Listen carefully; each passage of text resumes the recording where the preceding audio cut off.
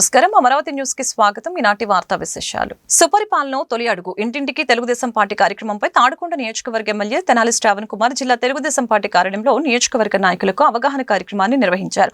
ఈ సందర్భంగా ఎమ్మెల్యే మీడియాతో మాట్లాడారు. తాడికొండ నియోజకవర్గం సుపరిపాలనలో తొలి అడుగు కార్యక్రమం నేడు ప్రారంభిస్తున్నామని చెప్పారు. అందుకే మండల పార్టీ అధ్యక్షులు, క్లస్టర్ నాయకులతో సమావేశం ఏర్పాటు చేశామని తెలిపారు.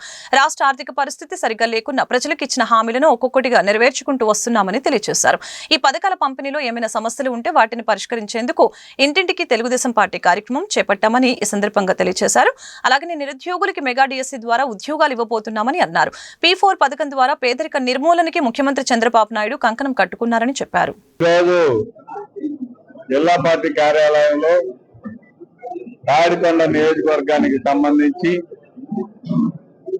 సుపరిపాలనలో తొలి అడుగు అనే కార్యక్రమం ప్రారంభం అవుతుంది కాబట్టి నియోజకవర్గంలోని మండల పార్టీ అధ్యక్షులు, గ్రామ పార్టీ అధ్యక్షులు, క్లస్టర్ ఇన్ఛార్జీలు, యూనిట్ ఇన్ఛార్జీలు, బూత్ కన్వీనర్స్, ముఖ్యమైన నాయకులు అందరితో కూడా సమావేశం నిర్వహించడం జరిగింది.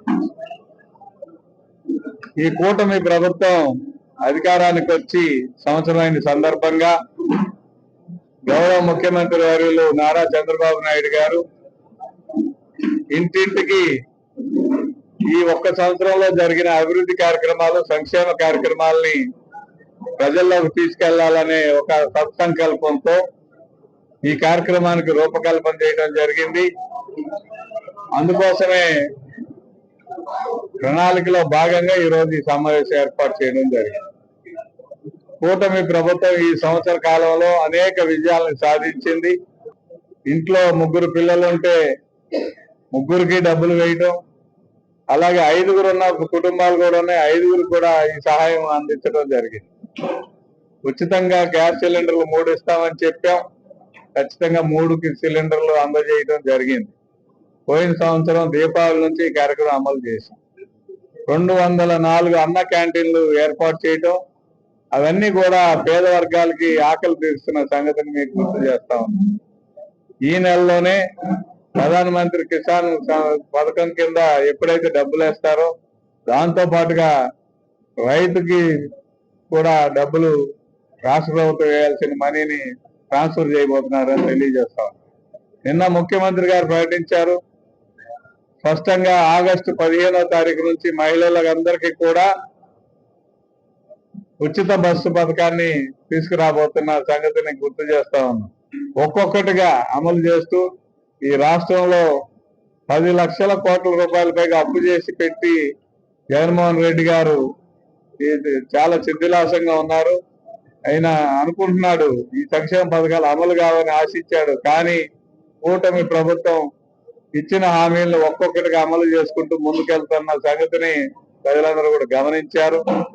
ఇందులో ఏదైనా టెక్నికల్ ఇష్యూస్ కానీ ఏదైనా ఇబ్బందులు వస్తే ఆ విషయాలన్నింటినీ తెలుసుకుని సరిచేయడానికి కోసమే ఇంటింటికి తెలుగుదేశం కార్యక్రమం సుపరిపాలనలో తొలి అడుగు అనే కార్యక్రమాన్ని టేకప్ చేశారు.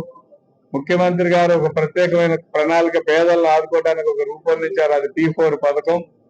ఆయన ఏ జిల్లాకి వెళ్ళినా P4 పథకం ద్వారా జరగబోయే లాభం ఏంటి, ఏ రకంగా పేదలను ఆదుకుంటున్నారు అనే విషయాలు కూడా స్పష్టంగా చెప్తా ఉన్నారు. సుపరిపాలనలో తొలి అడుగు కార్యక్రమం భాగంగా ఈరోజు తాడికొండ నియోజకవర్గంలో మొదలవుతుంది.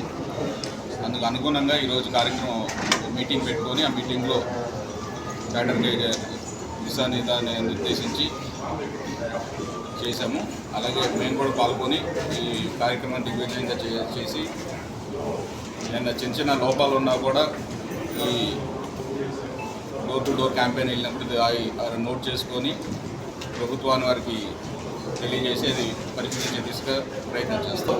ఇంటింటికి తెలుగుదేశం పార్టీ కార్యక్రమాన్ని తాడికొండ నియోజకవర్గంలో ఈరోజు ప్రారంభిస్తూ ఉన్నాం.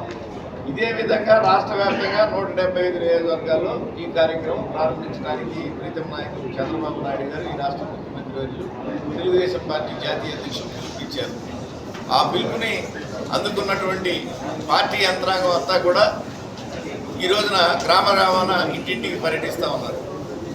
మరి మీ అందరికీ కూడా తెలిసిందే, 10,50,00,000 కోట్ల రూపాయల లోటు బడ్జెట్లో 2024లో చంద్రబాబు నాయుడు గారు కూటమి ప్రభుత్వం ద్వారా ముఖ్యమంత్రి అయ్యారు. ఇటువంటి పరిస్థితుల్లో సంక్షేమ పథకాల పేరు మాట్లాడడానికి వినడానికి ఇబ్బందిగా ఉంది. అటువంటి పరిస్థితుల్లో కూడా ఏదైతే హామీలు ఇచ్చారో ఆ హామీలను నిలబెట్టుకోవడానికి అనేక పథకాలను ముందుకు తీసుకొచ్చారో అమలు చేస్తూ ఉన్నారు. ఈ అంశాన్ని తెలుగుదేశం పార్టీ యంత్రాంగం ద్వారా ఇంటింటికి తెలియజేయడంలో భాగంగా ఈ కార్యక్రమానికి పిలుపునిచ్చారు. కూటమి ప్రభుత్వం ఏర్పడిన వెంటనే ప్రతి నెల 1వ తేదీన పెన్షన్ల పండుగ నిర్వహిస్తున్నట్లు గుంటూరు తూర్పు ఎమ్మెల్యే నజీర్ అహ్మద్ తెలిపారు. ఈ సందర్భంగా ఎమ్మెల్యే మీడియాతో మాట్లాడారు. ఎన్ని ఆర్థిక ఇబ్బందులు ఉన్నా పెన్షన్ 1వ తేదీ ఉదయాన్నే అర్హులైన ప్రతి ఒక్కరికి అందించడం జరుగుతుందని చెప్పారు. 60 లక్షల మందికి పెన్షన్లు అందించడంతో పాటు 65 లక్షల మందికి అమ్మఒడి అందించినట్లు తెలిపారు. 1వ తారీఖున పేదవాళ్ళని, వితంతువులకు, వికలాంగులకు పెన్షన్ చెప్పినటువంటి మాట చెప్పినటువంటి విధంగా 2000 ఉన్నటువంటి పెన్షన్ 3000 చేయడానికి 5 సంవత్సరాలు తీసుకున్నటువంటి గత ప్రభుత్వం అయితే చెప్పినటువంటి మాట ప్రకారం 3000 ఉన్నటువంటి పెన్షన్ ని 4000 చేయడమే కాకుండా మరి అంగవైకల్యం ఉన్నటువంటి వాళ్ళకి 6000, అలాగే బెడ్ రిడన్ లో ఉన్నటువంటి వాళ్ళకి 15,000 వరకు కూడా పెన్షన్ ఇచ్చేటువంటి కార్యక్రమాన్ని ఎంతో గొప్పగా చేస్తున్నటువంటి కూటమి ప్రభుత్వం 65 లక్షల మందికి దాదాపు రాష్ట్రంలో పెన్షన్లు అందిస్తా ఉన్నాం.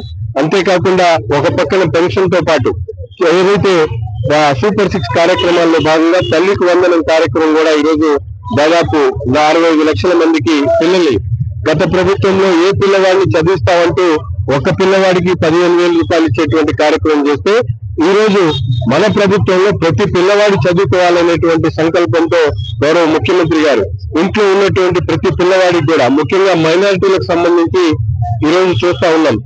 5-4 పిల్లలు ఉన్నటువంటి మైనారిటీ కుటుంబాల్లో గత ప్రభుత్వం కేవలం 1,80,000 మందికి ఇస్తే ఈ రోజు దాదాపు 3.5 లక్షల మంది మైనారిటీలకు ఈ రోజు తల్లికి వందనం అందిస్తున్నటువంటి పరిస్థితులు ఈ రోజు రాష్ట్రంలో ఒక మంచి ప్రభుత్వ పరిపాలన కొనసాగుతా ఉంది. కూటమి నాయకులందరూ కూడా క్షేత్ర స్థాయిలో ప్రతి ఒక్కరు కూడా ప్రజలకు అనుసంధానంగా ఉంటూ అభివృద్ధి కార్యక్రమాలు, సంక్షేమ కార్యక్రమాల్ని పెద్ద ఎత్తున చేస్తున్నటువంటి చంద్రబాబు నాయుడు గారి నాయకత్వాన్ని రాష్ట్రంలో ఉన్నటువంటి పేదలు ప్రతి ఒక్కరు కూడా ఆయన దీవించాలని చెప్పి మనస్ఫూర్తిగా కోరుకుంటాం. కుప్పం నియోజకవర్గాన్ని దేశంలోనే ఒక ఆదర్శ నియోజకవర్గంగా తీర్చిదిద్దుతామని ఆంధ్రప్రదేశ్ ముఖ్యమంత్రి చంద్రబాబు హామీ ఇచ్చారు. బుధవారం కుప్పంలో సీఎం పర్యటించారు. స్వర్ణ కుప్పం ప్రాజెక్టులో భాగంగా పలు అభివృద్ధి సంక్షేమ కార్యక్రమాలను ప్రారంభించారు. అనంతరం ఏర్పాటు చేసిన ప్రజావేదిక సభలో చంద్రబాబు మాట్లాడుతూ విధ్వంసానికి గురైన రాష్ట్రాన్ని వికాసం వైపు నడిపిస్తున్నామని స్పష్టం చేశారు.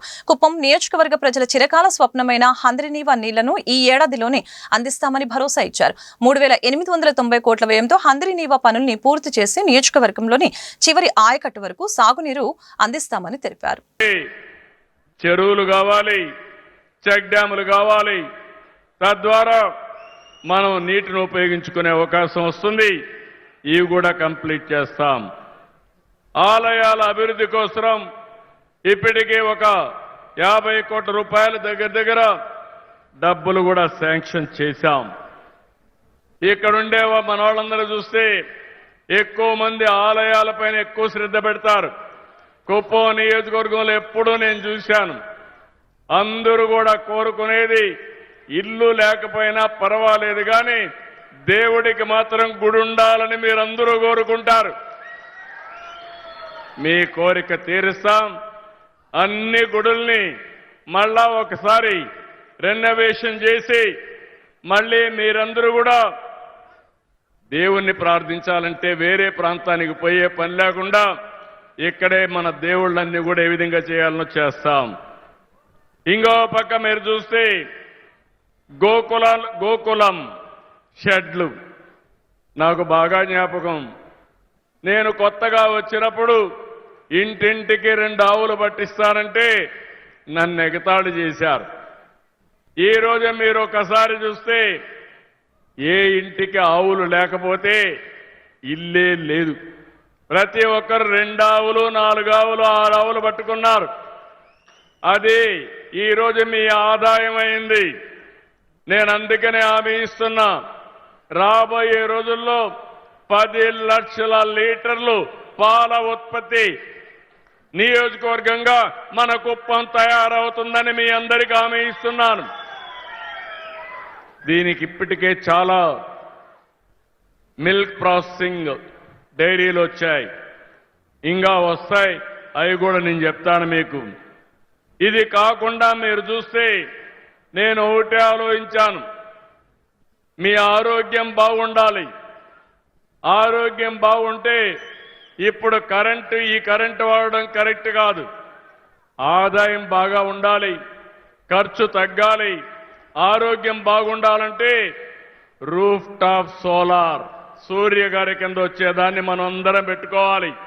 ప్రభుత్వ ఉపాధ్యాయులపై పవిత్ర బాధ్యత ఉందని మంత్రి నారా లోకేష్ తెలిపారు. ప్రభుత్వ విద్యా బలోపేతానికి కృషి చేయాలని అన్నారు. విద్యాశాఖలో మొదటి ఏడాది సంస్కరణలు పూర్తయ్యాయని చెప్పారు.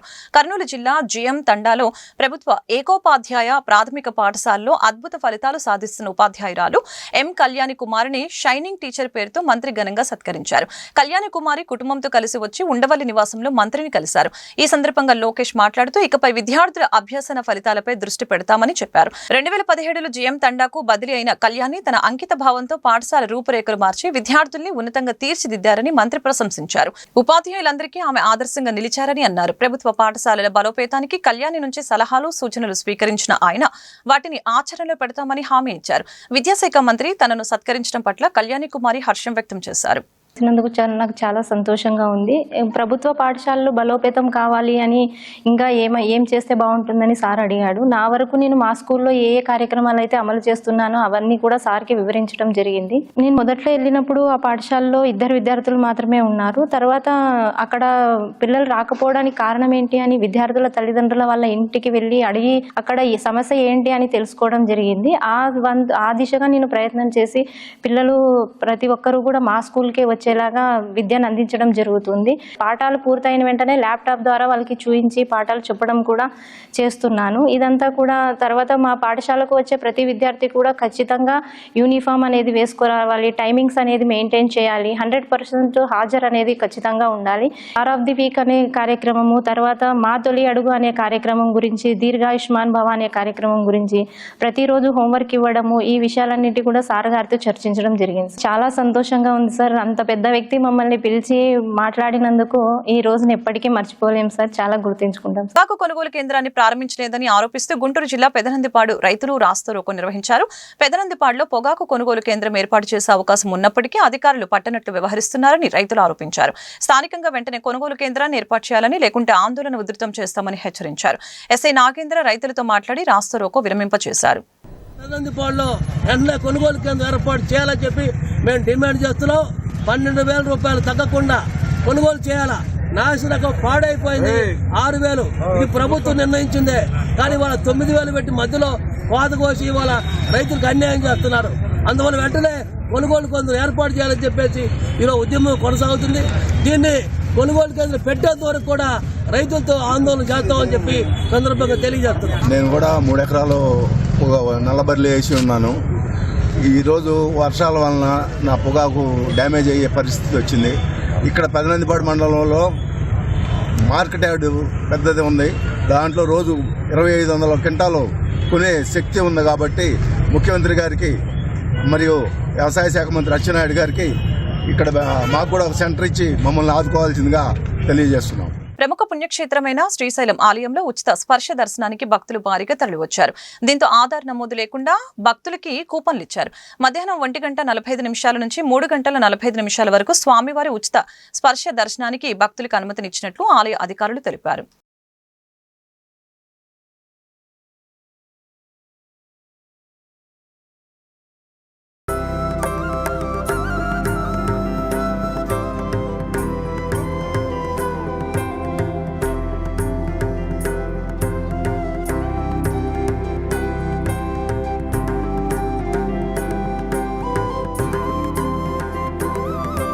వ్యక్తిగత కారణాలతోనే రాజీనామా చేసినట్లు ఏపీకి చెందిన ఐపీఎస్ అధికారి సిద్ధార్థ్ కౌశల్ స్పష్టం చేశారు.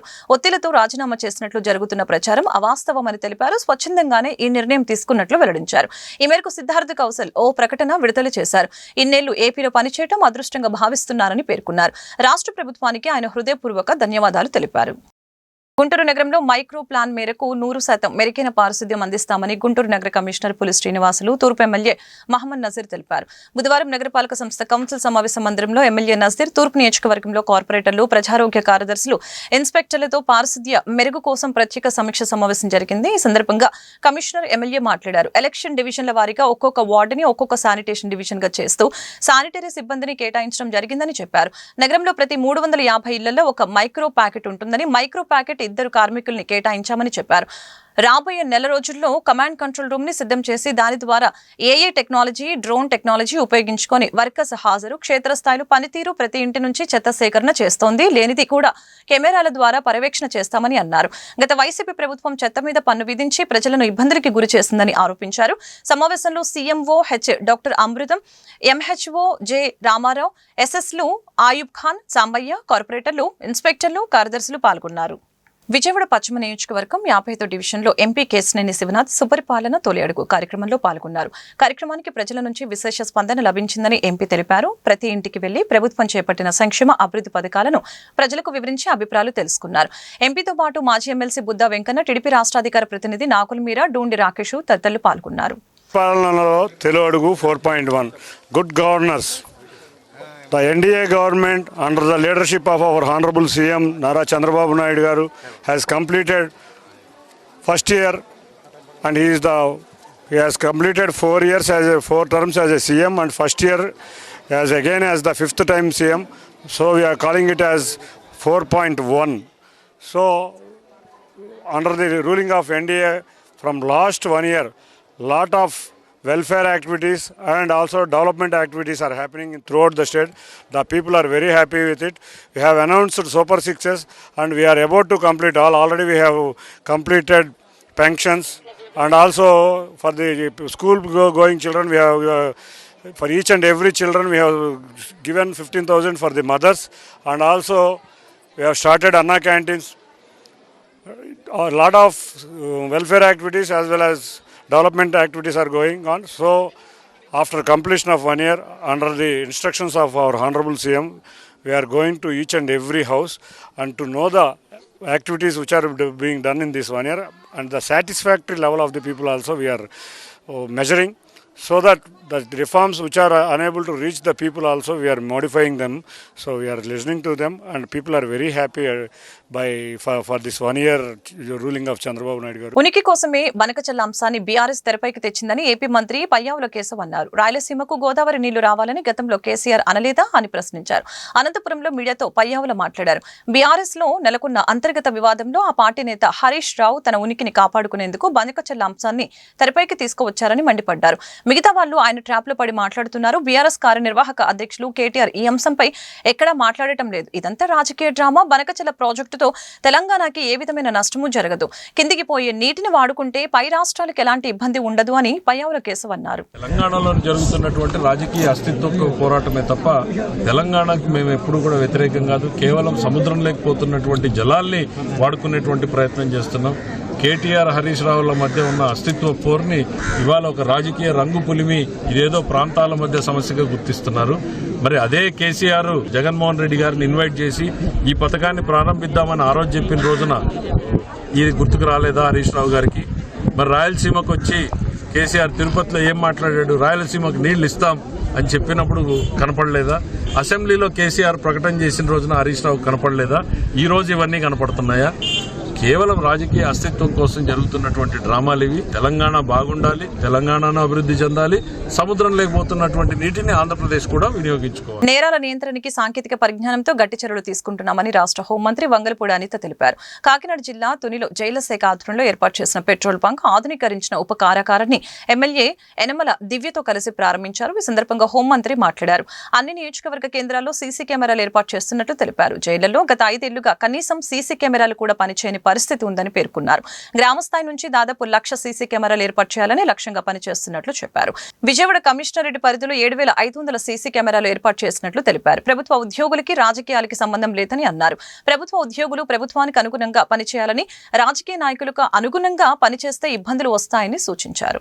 అనిత భోజనంలో బొద్దింక బీసీ హాస్టల్ భోజనం చేస్తుండగా బొద్దింక రావడంతో సిగ్గుతో నవ్విన ఏపీ హోంమంత్రి. అనిత తింటుంటూ అన్నంలో పురుగు ఒక్కసారికి షాక్. అసలు ఇలాంటి పదాలు చూస్తా ఉంటే ఎవరైనా ఏమనుకుంటారంటే నేను ఎందుకు ఈ చిన్న విషయానికి కూడా ప్రెస్ ముందుకు రావాల్సి వచ్చింది అంటే, చిన్న పామునైనా పెద్ద గరదలో కొట్టాలి. పామే దాంట్లో విషయం ఉంటూనే ఉంది. సో వీళ్ళు ఏదైతే ప్రచారం చేస్తున్నారో ఆ ప్రచారానికి నేను అడ్డుకట్ట వేయకపోతే అదే నిజమైన ప్రజల భ్రమలో కూడా ఉంటాను. నేను వెళ్ళిన తర్వాత ఆ భోజనంలో ఆ నాణ్యత తగ్గింది. నాణ్యత తగ్గినప్పుడు ఏదో సంథింగ్ హెయిర్ చిన్నది అందులో కనిపించింది. ఆ హెయిర్ తీసి ఇలా జస్ట్ పాడేశాను. దానికి వీళ్ళు రకరకాలైన విన్యాసాలు చేసుకొని రకరకాలైన మాటలు మాట్లాడుకుని అల్లేసి కథలు అల్లేసి ఆ ప్రజల్ని కొంచెం ఇబ్బంది పెట్టే విధంగా మమ్మల్ని ఏదో టార్గెట్ చేస్తున్నామని వాళ్ళు అనుకోండి. నేను ఛాలెంజ్ చేసి అడుగుతున్నాను, ఏ బీసీ హాస్టల్కైనా లాస్ట్ 5 సంవత్సరాల్లో లోకల్ ఎమ్మెల్యేలు కానీ లోకల్ మినిస్టర్లు కానీ ఒక్కరోజు వెళ్ళి వాళ్ళు ఏం తింటున్నారు, వాళ్ళు ఎలా ఉన్నారు, వాళ్ళకి సదుపాయాలు ఉన్నాయని ఒక్కడు చూసుకున్నాడా అండి? ఈ వార్తలు ఇంతటితో సమాప్తం. మరొక బులెటిన్లో మళ్ళీ కలుద్దాం. నమస్కారం.